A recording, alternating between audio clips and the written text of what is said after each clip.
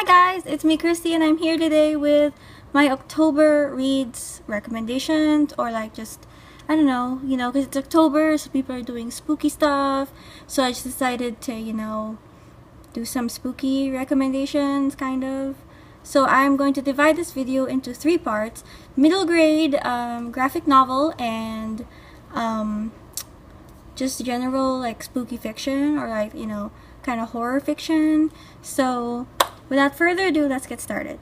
So in the graphic novel recommendations, I have The Professor's Daughter by Joann, Sfar, and Emmanuel Guibert. Anyway, this is about I think a museum curator's daughter, and she runs away and marries one of the Egyptian mummies that was on display, who recently came back to life. This one is just like, it goes from 0 to 60 really quickly, and all I can say is that the artwork is quite amazing. And then the next one that I have is Trece by Bujetan and Cajo Baldissimo, and this is a Filipino graphic novel based on like our legends and our myths and our monsters. So this issue 1 has 4 different stories, and it's also available for free online, so I'll leave a link down below if you're interested in like browsing through it.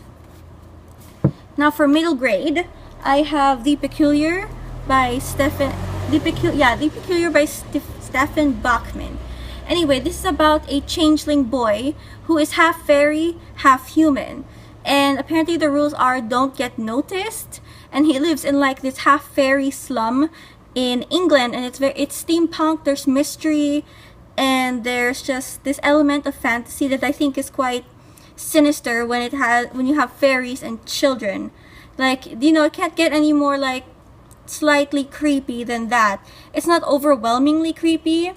It's just that little tinge of unease is just like perfect to give you that just bit of creepiness to it.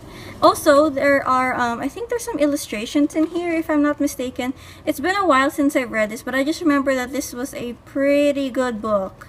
So are there illustrations in here, or is that just the chapter? Anyway, the chapter pages look like this, and it's like feathers, and it looks so cute. So after that, we have The Inquisitor's Apprentice by Moriarty. Now, what is creepier than being a kid and knowing that there is a homunculus after you who looks just like you from a distance and is slowly becoming you? Also, it's about a kid who's basically in 1920s, 1910s, New York City, full of magic, and he is the Inquisitor's apprentice, basically. Like, he follows this guy who solved the Inquisitor, and they solve magical problems in magical New York. So that is really, really cool. And the last middle grade I have is Constable and Toop by Gareth P. Jones. This is about a kid who sees ghosts and he helps them cross over.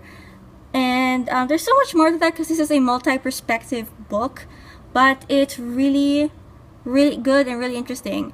And how it starts with different perspectives and it goes on a whole like plot thing. I mean, it just goes on an amazing adventure through the underworld and real life, and then it just ends in a really like, in a way that just seems really, really perfect. So this is really, really good. Now for the general fiction, this next section has 2 parts to it, so A and B. Books I have read in it and books I have not read yet but were recommended to me, so I'm going to recommend it to you. So basically, it's just like, an all-around recommendation type thing. So okay, I have The Strain by Chuck Hogan and Guillermo del Toro. Now this is a recommendation for obvious reasons. I mean, look at that, look, that's creepy. Anyway, basically, keep saying basically, there's a TV show of this, and it's about this CDC, Center for Disease, CDC doctor who's like investigating with his partner Nora a recent plane that landed in New York, and everyone on it is dead. And then after that, everybody on the plane, there were only 3 survivors on the plane, and those 3 happened to be carriers of a certain disease, and no one is willing to admit that it is modern day vampirism, or like that the vampires are real. And this comes from a more scientific perspective of what vampirism is. So if you're into that, then I really do suggest you just read the books and only watch, I think, season 1 of The Strain, because season 2, I don't even, did I read the second? Yeah, I read the second book. Towards the end of season 1, everything starts getting emotional, and I'm not into that. So okay. Then the next book I have is Slade House by David Mitchell. This is a book about a house that every 9 years it takes in a different kind of person. Like they could be a loner, they could be someone who just got divorced, it could just be anyone. But I think that I don't really want to explain this to you. You should just kind of go into this blind and just know that this is a multi-perspective book, but it's mostly just a book about a house and what goes on in there. So that's all I'm gonna give it. That's all the explanation that I'm gonna give to you, because you can't read this and know everything about it, because you might not be interested in it, or like it will ruin the surprise, basically. That's what I'm just gonna say about that. And then the last 2 I have not read, and of course, because it's October, because it's scary, because it's Halloween, we have The Thing on the Doorstep and Other Weird Stories by H.P. Lovecraft. Right? Look at that. Black line pages. And it's basically, obviously, H.P. Lovecraft and short stories. I don't think Cthulhu is in here, but I might just give one of the short stories a whirl just to see like how that goes. I actually have other books of these, but they're not mine. They belong to my book BFF Remus, and they're over here. So I guess I'll just, yeah. We have The Haunting of Hill House by Shirley Jackson. American Supernatural Tales by, it's just edited. And Haunted Castles by Ray Russell. And the last book that I have not read yet but was recommended to me is called Hell, a novel by Robert Olen Butler.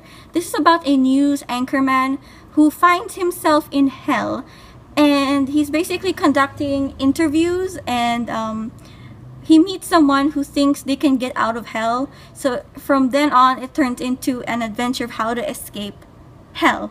So yeah, that's it. These are all the books that I can recommend to you guys for Halloween, October. If you've read any of these, let me know.